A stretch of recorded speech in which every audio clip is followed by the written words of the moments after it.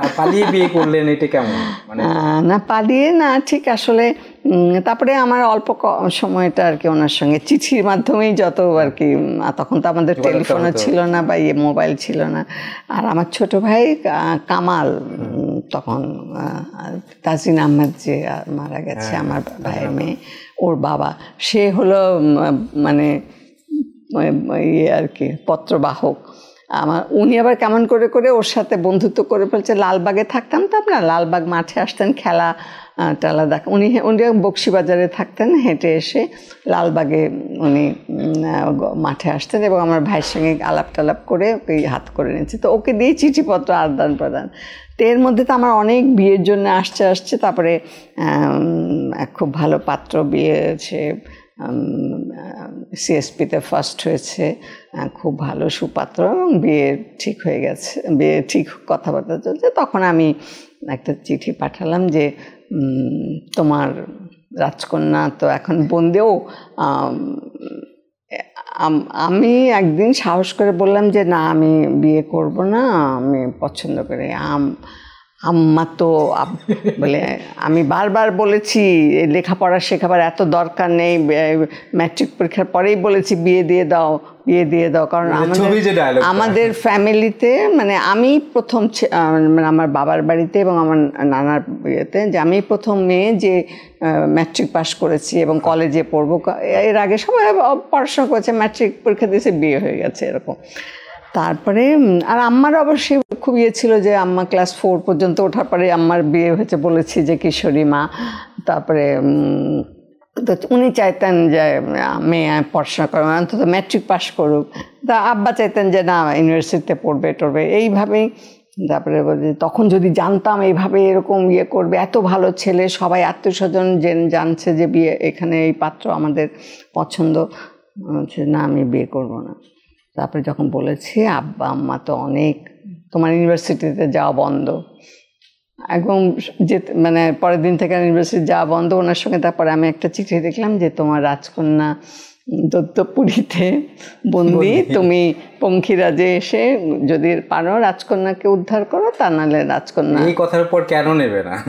কি সুন্দর। পরে উনি আমার ভাইকে চিঠি লিখলেন যে, বা ভাইকে দিয়ে চিঠি পাঠালেন যে না, আমি যে অবস্থায় আছি। আর তখন ওই সিএসপি, আর উনি মাত্র 250 টাকা পায় স্কলারশিপ। হ্যাঁ, আব্বা বলছে 200 টাকা দিয়ে, 250 টাকা দিয়ে কি খাবে, তোমাকে কি খাবে, আর কি মানে যত কিছু বলার আর কি।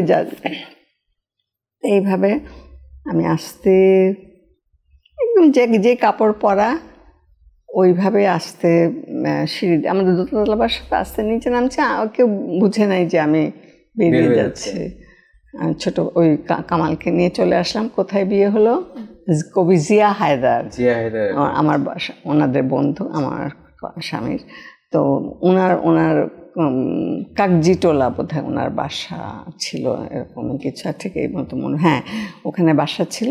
ওনার বাসায় আমার বিয়ে, এবং সর্দার জয়নুদ্দিন, তারপরে জিয়া হায়দার, এরা সবাই মিলে, মানে সর্দার জয়নুদ্দিন কবি, উনি আমার ইয়ে হলেন, মামা হলেন।